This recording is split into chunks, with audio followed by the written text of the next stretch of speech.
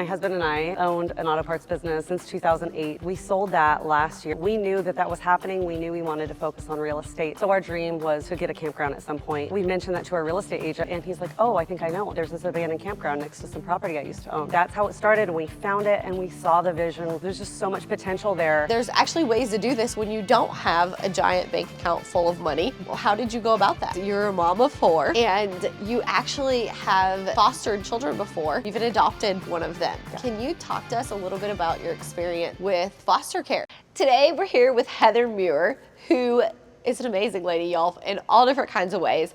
But one of the most exciting things is she just bought an abandoned campground, which before that she owned an auto parts business with her family and her husband. I'm actually curious to ask her quite a few questions about working with her husband, because I can imagine how difficult that could potentially be. And she also owns some short-term rentals. So Heather, thank you for being here to talk to us today. Thank you so much. So tell us a little bit about yourself for people that maybe have no idea who you are. Sure. So we have, my husband and I, as well as my parents, owned an auto parts business since 2008 and learned a lot about partnerships, partnering with family, just growing a business.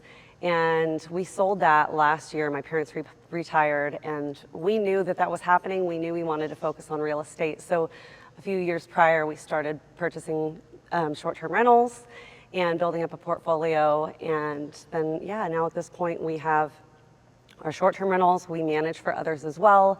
And then we have our glamping and RV resort that we are developing, which will be done soon. And we just closed on a mobile home and RV park as well. So we're just like full steam ahead. So I think a lot of people, first of all, that's super exciting. Yeah. I'm so excited for you, because I think you became my student for RV parks specifically a couple years ago. Yeah, I found you because of RV parks, and that was something we were really interested in. And I think like shortly after that, or it was around the same time, we had found this campground. So I think when people see some of us on social media, they're like, how the heck do these girls get all this money? How are you doing this? Where did you get that from? Right. But there's actually ways to do this when you don't have a giant bank account full of money. Right. Well, how did you go about that? Yeah, and that was it, because we had found this, and we have been lifelong campers. So our dream was to get a campground at some point. And we mentioned that to our real estate agent at the closing table of another project, and he's like, oh, I think I know one. There's this abandoned campground next to some property I used to own. And that's how it started, and we found it and we saw the vision. It was already zoned RV. There's just so much potential there. But our first thing was, we don't have the money to buy this, let alone develop it. And how are we gonna do this? And so we thought about it. We reached out to, actually I'd been following Zasha on Instagram for a few years, and she happened to randomly in a story post like, what do you do in real estate? And I filled in the box, short-term rentals, but we're looking at an abandoned campground, because I was just excited about it.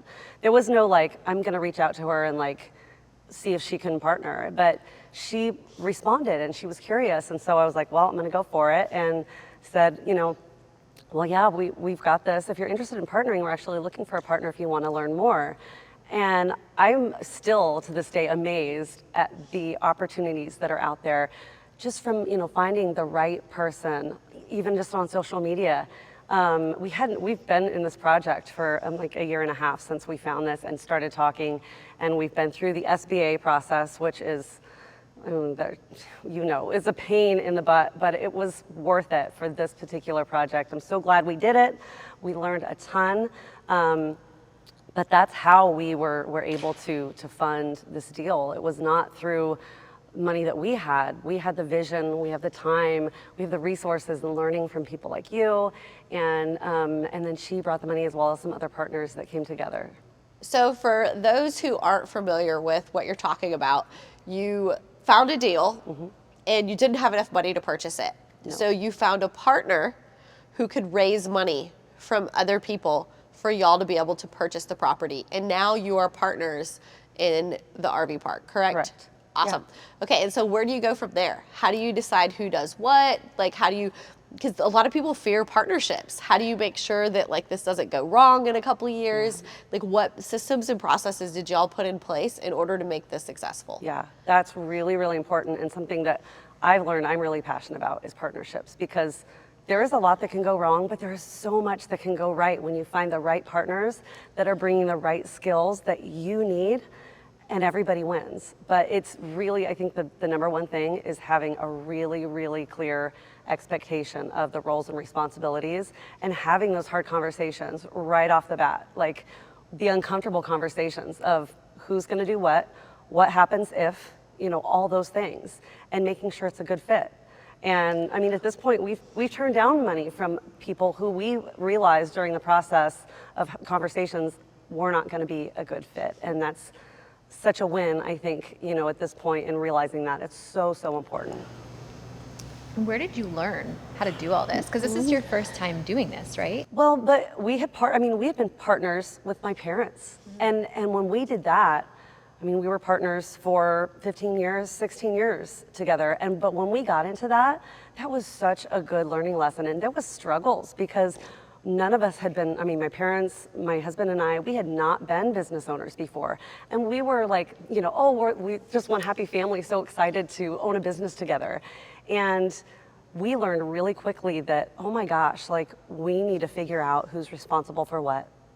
There was a lot of struggle in figuring out who's going to do what, who's responsible for what, people's lanes or roles and responsibilities. So that was a great learning experience for us. And thankfully, we all worked it out, and through time, we really figured out our roles and our places and our strengths. But that was something that I'm really honestly grateful for, because that let me know how important that is. And so now when we move forward with a partner, and even, with my husband, we've worked together, I think since our early 20s, we've owned businesses together. And so now it's almost natural for us to know who's going to be doing what, because we know each other so well. We work together all the time. But what do you do when you don't get along? Oh, Because yeah. it's not like when you work in an office and you don't get along with somebody and you can either change jobs or you get to leave when the day's over. You're still there with each other. I will say, and I can recognize, and I want to recognize that this is not everyone's situation where they're at in their marriage, but I love my husband. We have such a good marriage, and we have learned through time to do really well in communicating. And when we don't agree on something, I think at this point now we know we will hear each other out first. I'm super stubborn. I really am. And so, you want it, I think I'm right. When I have an idea, I'm really passionate about it. And then he might come in with a different idea, but I've learned to stop and listen to his viewpoint. And a lot of times, it's just that he has a different way of thinking, and it's something that I might have not even thought about. And so I like to joke that 51% of the time I end up being right, and then 49% of the time he ends up being right. Sometimes I think it's even communication. Yeah, because for sure. I often learn that my husband and I are arguing about something and I'm like, we're saying the same freaking thing. Stop it. True. This literally means the same thing. Yeah. And you're just not saying it, but you're literally talking about the exact same thing. But our minds work differently, right? Yes. They have different ways of looking at things. I have a different way of looking at things than my husband. And so, but that's what makes it great, because I wouldn't be able to do half of what we did if it wasn't for my husband and the way that he works, he operates, his mind operates, and his strengths. So something I'm curious about with your family is you're a mom of 4. And you actually have fostered children before. You've adopted one of them. Yeah. Can you talk to us a little bit about your experience with foster care? Because I know there's a lot of women, even in our mastermind, who some of them can't have kids. Some of them have some kids and they want more, but they can't have more. And they've started thinking about the idea of adoption versus fostering and looking into that. So Yeah. could you share with us a little bit about your experience? So we had 3 kids, and we knew that we didn't want any more biological children. And actually, we didn't feel the need to fill our home. We were not wanting to add to our family. That wasn't the need there. We felt called to help other families that were in need. My husband did first. I was pregnant with my 3rd, and he was like, let's sign let's fill out the foster care paperwork. And I'm like, this train has not left the station. You need to slow down. But has a huge heart. But I can remember, and I struggled with that. I don't know that I can handle caring for someone else's child when they're don't want them, or when they're being, parents that they're not responsible. Like, how can you do that? Like, how can I give somebody's child back? And that was a real struggle. And I can tell you where I was standing in my garden when I was listening to a podcast, and I think God changed my heart, like in that moment. Just something hit me that, like, no, like a lot of these parents, they didn't get to have childhoods, right? And so no wonder why those skills and what we find natural as mothers, they didn't have. And so that's when I knew, yeah, we want to foster. And it was not, I want to take someone's child. Obviously, if the opportunity arises where that child needs a home, 100%, we will be there. But we fostered, or we had our license. We got a call for a 4-day-old little boy, and ended up adopting him at 7 months old. So he's been with us forever, and he's incredible. It is the most amazing experience, and just, I guess, I feel like it needs to be said for anybody that is not familiar with foster care or adoption. He is my son. I do not look at him any differently than any of my other children. They don't. Like, we are a family, and he will always know that I did not grow him in my belly, that he had a mother that cared and loved for him enough to give birth to him. And so that's really important, that he knows his story. So how did you have that conversation with him? So he's 4. So we're still having that conversation in ways that he can understand. But yeah, there's gonna be a time that he's gonna be asking questions. At this point, he's not. But I think just keeping that conversation going so that it's never a surprise. Like, it's always going to be part of his story. It's always going to be something he knows. So it's not going to be, there's not ever going to be a, wait, what do you mean? It's going to be, it's an ongoing conversation forever. It's part of our family's story. It's part of his story. How did you prepare yourself when you didn't know that you were going to get to adopt him, to know that there could be any moment that he goes back to another family? Because I think about how much we give to our kids emotionally, physically. How did you prepare yourself for, there could be a day that this isn't a child that I'm taking care of anymore? So I think that mentally you have, like I said, for me, it was almost guarding myself in a way to know that I'm not going into this hoping that this child stays in our home.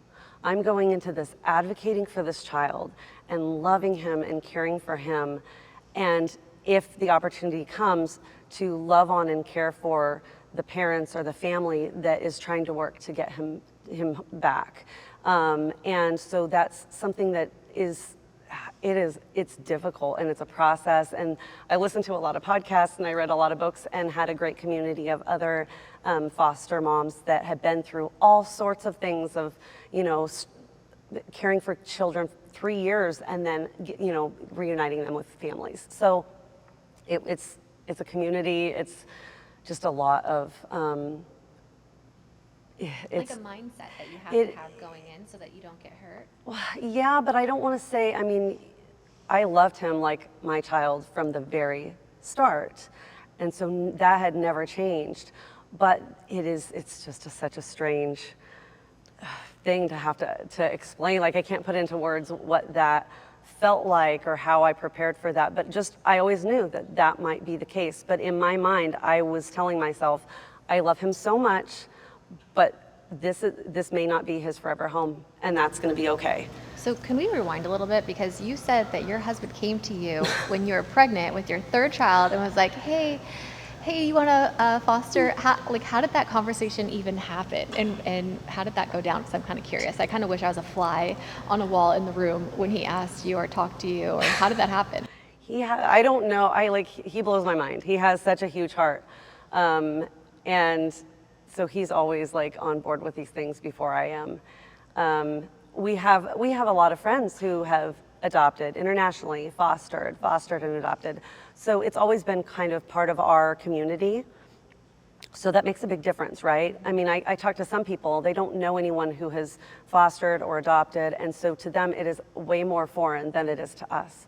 So I think for us it's always been part of our friends, and our church and what we're a part of and helping others in that community. And so, but yeah, no, he just has a big heart, and I like sometimes I'm jealous of him and how much he cares for others, and it takes me a little bit more time to get on board with something like that. Yeah, that's wild. Okay, so you decided to buy an abandoned campground. What was there anything interesting? Because I think you've posted some stuff on social media about some interesting things that you found when you first went into this campground after you bought it. You want to share? Yeah. So the thing is, let me set the story, because people think like, oh my gosh, you bought an abandoned campground. It's like in the middle of the woods. There's banjos playing. Like it's not that. It's in the middle of a beautiful area right by lakes. There's the dam. There's a golf resort right next door. But this particular piece of property had been abandoned since like 2007. And there were squatters, right? There were, well, we didn't have to kick squatters out, but it was very clear that people had lived in the buildings that were like falling down. They had been living in there throughout the years. And so we didn't have to evict any squatters or anything like that. We did have someone staying there. Just one night we went to check on the property right after we closed, and there was a bus in the campground. I remember the video. Yeah, and so I started recording, just I guess photo evidence if my husband ended up, I don't know, something happened. But he went out and talked to the guy, and the guy was just looking for a place to camp overnight, found a clear piece of land and thought that that would be okay. And my husband nicely said like, yeah, we own this property, you can't camp here. The guy was, like cool, and packed up and left. Not a big deal. But we have found in the house, there was a ton of stuff. It smelled like a million cats in the houses and the buildings. We found lots of clothes, lots of like weird books and calendars. We found a bowl of dentures, and I swear it was like a bowl of community. It wasn't like a set of dentures. It was like community. I called it a community bowl of dentures. I have questions. I'm not sure. The craziest thing that we found in the woods, we found a blow-up sex doll. I don't know why it's there. Again, it's probably been there for a long time. No, we need to look into is how profitable those kinds of stores are. I've never even thought about that, but it's like a desire that lots of people have. This is Branson, Missouri. This is a family-friendly place. But just because people have family doesn't mean they don't have sexual desires. Oh, gosh. Well, not on this property anymore. Let me tell you. Were there any treasures? Did you find any like cool stuff that was left behind? No, not really. I mean, it was unfortunately being used as a dumping ground, really, because it was kind of this tucked away place where people would go to the back and they would just dump. So we hauled off trailers full of like 5-gallon jugs of oil that people would just drop off instead of having to, take it to the dump, or tires, tons of tires. Didn't find any real treasures necessarily, no. So your realtor tells you about this abandoned campground. You go through this process of getting the money to purchase it. What happens next? We really, thankfully, had a great team lined up for developing, because we had so much time working with the SBA that it took almost a year to go through the SBA process. And so during that time, we were trying to do everything we could to make sure that we were ready to go whenever we closed on that SBA loan. So we had our developers, the contractors, ready to go. They have been, everything. It was an abandoned campground, but for all intents and purposes, it was bare land, because we're putting all new utilities in. We are building everything from scratch, pretty much. So you're anticipating to open June 1st. June 1st. Yes. And when did you initially identify the property? Like, you found it when? We found it, I believe it was June of 2022. So a 4-year, and the reason I'm asking you this is because I get so many questions on social media about people who are like, well, what if I develop instead? And is this a better deal for me? And I want people to be really clear on this is not a quick process. No. And same with SBA loans. A lot of people are like, yeah, but the SBA has these really great options for lending. You can literally lose deals over using SBA lending because it takes so long to close on the loan. Right. Well, we were worried about that too, because the sellers, of course, they want to sell their property. They don't want to wait to close on this loan. Thankfully, we were able to work out with the SBA to do a bridge loan. So we closed on the land first so that the sellers could be done with it. And then we worked through through the rest of it. And it was only a few months after that that we were able to close on the loan itself. On the So you SBA found loan. your contractors, you've got your lending in place. What happens next? I'm assuming we need some engineering drawings, and we've got to go meet with the city. Yes, and the SBA, I mean, they want every box checked. So there was a feasibility study that we had to do. There was engineering plans. There was like the environmental study. And then thankfully it was already zoned RV, which was a huge win because in Branson, we're in city limits and you're not going to be able to rezone anything to RV, you know, an RV zoning in city limits. So that's why this particular piece of property was so important to us. But yeah, we went through all that. We had to hook up to the city septic system or the septic, and just getting the permit for that was a lot of meetings, a lot of back and forth, and being passed on to the next person and the next person and the next person in the city. I joke that my husband has more gray hairs now than he did a year ago, just from talking through all the people with SBA lending, yeah. So I know you recently had a viral video on your Instagram about buying an abandoned campground. So clearly people are interested in that topic. So if somebody has seen your video or they're just generally interested in the idea of buying an abandoned campground, what kind of advice would you give them? So, I mean, it's like you say, it's so important to know utilities, what is the deal there, the zoning, and the permitting. Those things are huge because even if it was an abandoned campground or people will come to me and say, oh, I've got this, I know this land that's going to be great. Utilities are so important because if there's no utilities there, you got to get the utilities there and it's going to be expensive, or you're going to have to put septic and well in, and that's those utilities can literally make or break your budget. The deal could be like not an option because the utilities are so expensive. Right. That's a huge consideration most people just don't think about. Zoning is the other thing. If it's not already zoned properly and you're having to try to rezone it to fit within, in different states or different, but if it's not zoned RV already and you're trying to go get it rezoned, they're sending out notices to everybody that lives within a certain radius, and people are going to come knocking, like, not my backyard. They don't want that a lot of times. Thankfully, like I said, we already had this, zoned, and I think a lot of people were happy that there wasn't like a dumping ground next to them anymore. The city was very excited for us to be improving the piece of land. But there's a lot to it. It's not just you're just gonna build something. Everything was like $10,000 or $20,000. Engineer, it was $40,000.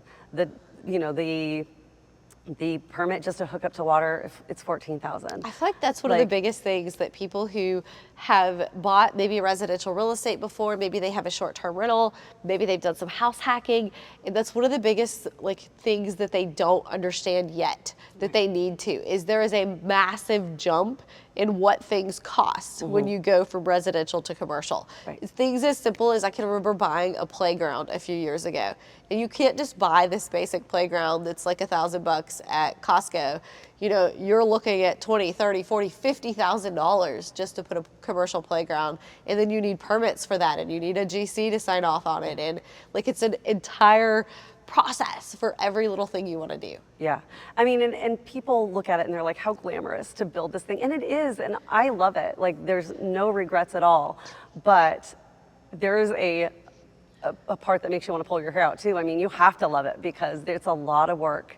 It's a long process, and there is a lot that we've learned along the way. Just development in general is tough, and working with cities and counties and all the back and forth, it's a lot of work. What would you say the hardest thing was? Was it getting the SBA loan? Yeah, maybe? I think getting the SBA loan and that process, I mean, there were times where I'm like, is this real? Is it happening? Because it was just such a long, drawn out process. So that was really difficult, the waiting and the jumping through hoops. And every time they would say, we need this, and we'd give it to them, and then they go, oh, by the way, we need this. I'm like, it would have been nice to know that 4 weeks ago, when you asked for the other thing. That, and then another thing the lesson we learned is on the engineering, finding a really good engineer that's developed RV parks before, and not just said they've developed RV parks, but like I would have done a lot more due diligence and checking on the engineer themselves. And actually, I would have hired somebody that maybe specializes in that. And I harp Lesson on this learned. so much with y'all, industry specific for everything. Right. Because not only is it they need to know, just a regular civil engineer that you hire locally is going to know your city and your county ordinances and the things that they require. They're going to be really familiar with that. But then being familiar with what's standard for a campground is a whole different ballgame. Yeah. And like campers have preferences, and like you'd be really shocked with the difference in how you angle your site, and the ability to pull in and park easily is going to dramatically affect your business because it's going to affect your reviews when people can't get parked really easily. And it's so important with all that. We've had to make some changes to our sites because of, or, you know, made some changes to our engineering plans because we're like, no, that's not right. And when the engineer comes to you with the first, you know, set of plans and the utilities are on the wrong side of the thing, that's when we should have been like, wait, back it up. Red flag. Again, lesson learned. Yeah. Heather, where can people find more about you in this campground? They can find me on Instagram at Roaming Home Heather, and the Embers, the embersbranson.com is our website. Awesome. Thank you for being here with Thank us you. today and Thank sharing you. all of your story. Yay. You're amazing.